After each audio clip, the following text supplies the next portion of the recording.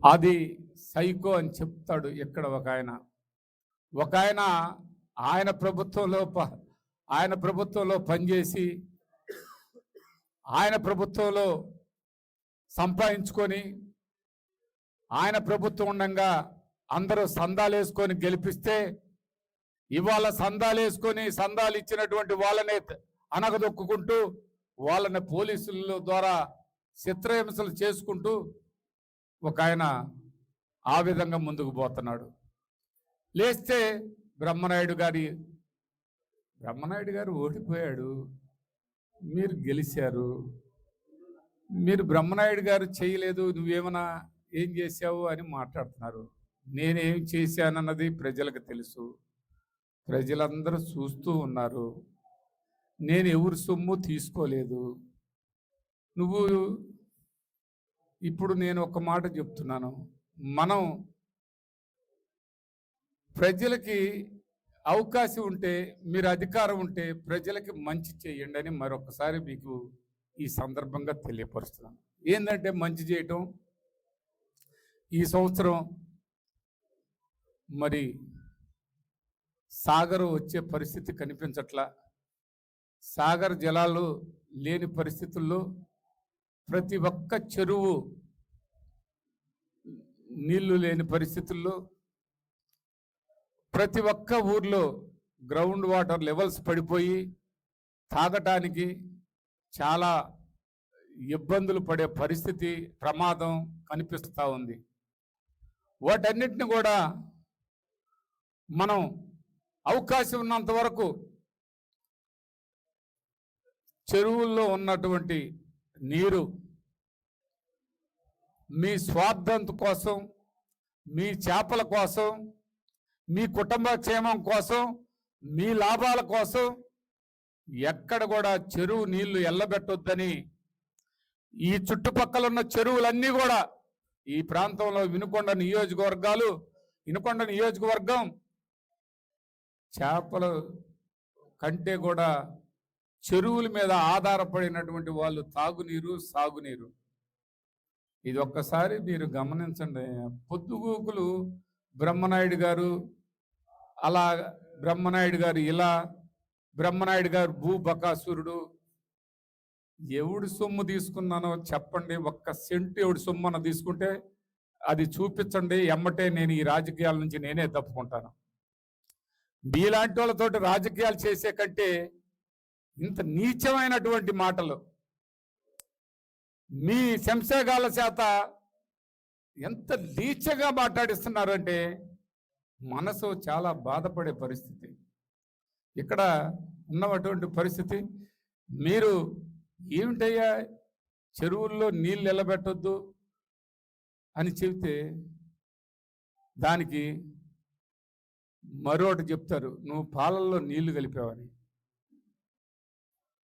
ఏమయ్యా చేపలు వ్యాపారం అది చిన్న బడుగు బలహీన వర్గాల వారిదయ్యా, అది వాళ్ళు పేదవాళ్ళు బతికేదానికి ఆ చేపలు వలేసుకొని పట్టుకోవాలయ్యా అని చెప్తే దానికి నువ్వు కప్పల వ్యాపారం చేసావా అంటారు.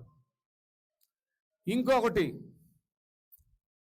ఇప్పుడు ఏమయ్యా నువ్వు చెప్పేదానికి ఒక్కటి ఆధారం లేదు, నేను చెప్పేది ప్రతి ఒక్కటి వాస్తవాలు చెప్తున్నాను. పెదకంచెల నుంచి పిసికలపాలెం పొలం కల్లి మీ నాన్న 13 ఎకరాలు అమ్ముకున్నాడు, మక్కిన చినరామయ్య గారు. ఇదే ఆంజనేయులు గారు, మా మల్లికార్జున గారి తండ్రి గారు. అదేవిధంగా మీరు పెదకంచెర్ల చెరువుని దానికి సంబంధించి ఆ వైపు ఉన్నటువంటి ఒక 30 ఎకరాల చెరువుని మీరు కలుపుకున్నారు. అది మళ్ళా మీరు రాపించుకొని మళ్ళా మీ అబ్బాయికి రిజిస్టర్ చేశారు ఆ చెరువు భూమి. అదేవిధంగా ఆ చెరువుని మీరు పాల వ్యాపారం చేసుకుంటే మేము చేపల వ్యాపారం చేసుకోకూడదా అని మేము చేపల వ్యాపారం చేసుకుంటే తప్పేందన్నావు. తప్పే లేదు. ఆ రోజు జేవీఎస్ గారి దగ్గర అడుగు చేపలు పట్టుకొని ఏదో బతికారు మీరు, మేము కాదనం. ఆ అడుగు చేపలు పట్టుకున్న తర్వాత ఇక్కడ ఆ జేవిఎస్ పోయిన తర్వాత ఇక్కడ మొత్తం కూడా చెరువులన్నీ కూడా బినామీ పేర్లున ఎవరో వాళ్ళ పేరు వీళ్ళ పేరు అని పెట్టి రాసి ఒక సొసైటీ ఫామ్ చేసి ఒక డూప్లికేట్ సొసైటీ, ఒక ఫ్రాడ్ సొసైటీ, ఆ సొసైటీని తయారు చేసి ఆ సొసైటీ ప్రెసిడెంట్గా మీ మేనమామ సప్పిడి వెంకటేశ్వరరావు గారిని ప్రెసిడెంట్గా చేసి, ప్రెసిడెంట్గా చేయటమే కాకుండా ఆయన ప్రెసిడెంట్ అయిన తర్వాత మళ్ళీ మక్కిన మల్లికార్జునరావు గారి వారి సతీమణి గారికి ఈ సొసైటీ తరపు నుంచి పెదకంచెర్ల చెరువుని రిజిస్టర్ చేశారు.